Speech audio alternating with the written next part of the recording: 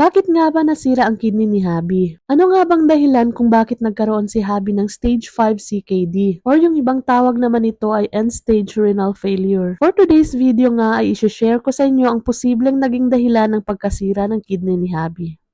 Salam guys! Today nga pala ay dialysis day na naman ni Habi, kaya naman maaga na nga kaming naggayak ni Habi para pumunta ng ospital. At as usual nga ay nauuna talaga si Habi na naghihintay sa akin sa loob ng sasakyan at pagkatapos ko nga ay agad-agad na nga rin kaming lumakad. At before pa nga muna kami dumiretso ng ospital ay dumadaan na nga muna kami rito kung saan nagbebenta ng mga pagkain. Bibili nga lang ako ng pang-breakfast namin ni Habi na mi goreng. Kaya naman agad ko na ngang iniabot itong Tupperware na dala ko dito sa nagtitinda. Halos ito na nga yung binibili namin kapag dumadaan kami dito. Kaya kabisadong-kabisado na nila kung anong gusto naming bilhin. Nang makabili na nga ako ay dumiretso na nga kami papuntang ospital. So yun na nga guys, ano nga ba talaga ang dahilan bakit nasira ang kidney ni Habi? Or ano-ano nga ba talaga yung mga posibleng naging dahilan ng pagkasira nito? Noong mga unang araw nga na na-diagnose si Habi ng stage 5 CKD, ay tinatanong ko nga halos lahat ng doktor na lumalapit sa amin. Yun nga tinatanong ko kung ano nga talaga yung naging dahilan kung bakit nagkasakit si Habi sa kidney. At mahigit isang linggo na nga kami sa loob ng ospital ay wala pa rin akong natatanggap na sagot until one day nga na may isang doktor nakipag-discuss sa amin about nga sa sakit ni Habi. Sabi niya usually daw yung nagiging dahilan ng pagkakaroon ng CKD ay pagkakaroon daw ng high blood pressure at diabetes. Pero sa kaso naman ni Habi ay wala naman siyang high blood at normal naman yung sugar level ng blood niya. Tinanong nga rin ng doktor kung may kapamilya o relative nga si Habi na may ganitong sakit. Sinagot naman ni Habi na wala dahil wala naman siyang kakilalang kapamilya o relative niya na nagkasakit ng ganito. So sabi ng doktor ay hintayin na nga lang daw namin lahat ng mga results ng test at laboratories ni Habi. At while waiting nga ay on yung antibiotics ni Habi, baka sakali nga na emergency dialysis lang yung gagawin sa kanya. Umabot na nga pala ng 1,300 plus yung creatinine ni Habi nung na-diagnose siya. Kaya naman kailangan na talaga siyang i-dialysis para mailabas na yung mga toxin na nasa loob ng katawan niya. At sabi nga nung isang doktor ay maaaring emergency dialysis nga lang yung gagawin sa kanya kapag nag-react daw yung katawan niya sa antibiotic na binibigay. Alam nyo ba guys, sa mga time nga na yun ay nasa Siam nga sila yung bagong diagnose na CKD. At lahat nga ng kasama ni Habi doon ay nagmamanas nga yung mukha nila, kamay at paa. Pero si Habi wala talaga, normal at wala talagang pamamaga kahit na konti. Nakailang pisil na nga yung doktor sa balat niya para nga masigurado na hindi siya nagmamanas. At paulit-ulit na nga rin nilang chinecheck yung sugar level ni Habi at nasa normal range naman. At nung lumabas na nga ang resulta ng ultrasound ng kidney ni Habi, ay napag-alaman nga namin na lumiit yung size ng both kidneys ni Habi. At ilang araw pa nga kami sa loob ng ospital, ay may isang doktor na naman nga ang lumapit sa amin para mag-discuss ng sakit ni Habi. Dahil hindi nga nagkaroon si Habi ng mga usual na dahilan ng pagkakaroon ng CKD, ay tinanong nga kami ng doktor kung mayroon nga bang pangyayari o mga aksidenteng nangyari before this. Dahil maaari raw kasing maging dahilan rin ng pagkasira ng kidney ay yung malakas na impact sa labas ng katawan. At doon na nga naalala ni Habi ang aksidenteng nangyari nga sa kanya 8 years before siya na-diagnose. Nung mga panahon nga na yon ay hindi pa nga kami magkakilala ni Habi. Isang araw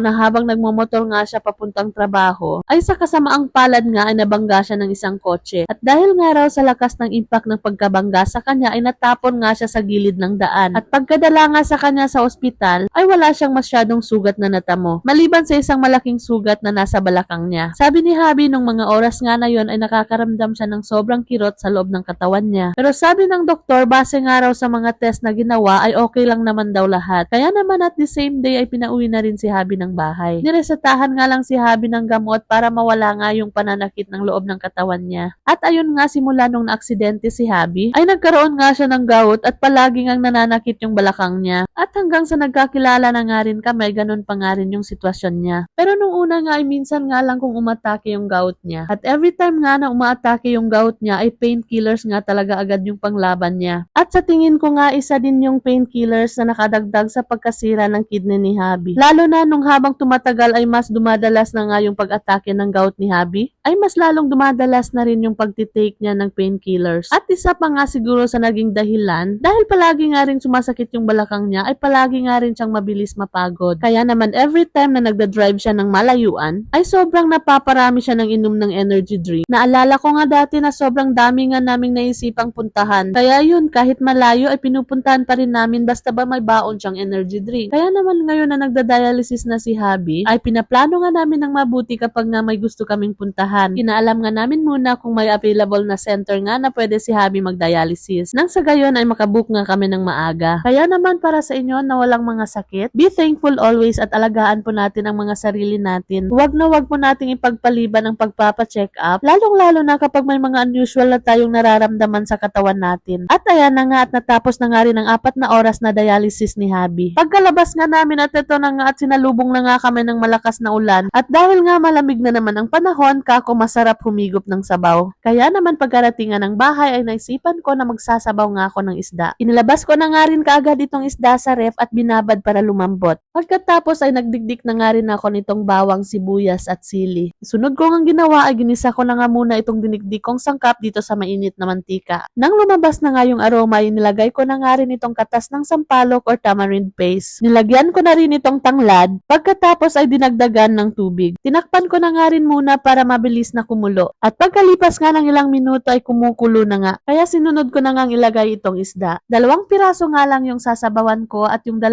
naman ay piprituhin ko. Naglagay na nga rin ako kaagad dyan ng asin at pampalasa. Habang hinihintay ko nga na kumulo pa ng isang beses itong sabaw ay nagprito na nga rin ako dito sa kabila. At para na nga mapabilis at sabay-sabay na nga maluto ang ulam namin. At ayan na nga guys, pagkaluto nga ay agad na nga ako naghain at nang makakain na nga kami ni Habi. Kaya naman nagdoa na nga muna kami ni Habi before kami kumain. Naglagay din pala ako ng sabaw dito sa may baso guys para makahigop talaga ako ng sabaw. At ayan nga, pagkahigop ko ng sabaw ay sobrang sarap sa pakiramdam. At sa mga hindi pa kumakain dyan, kain tayo guys! And that's all for today. Thank you for watching. See you on my next vlog.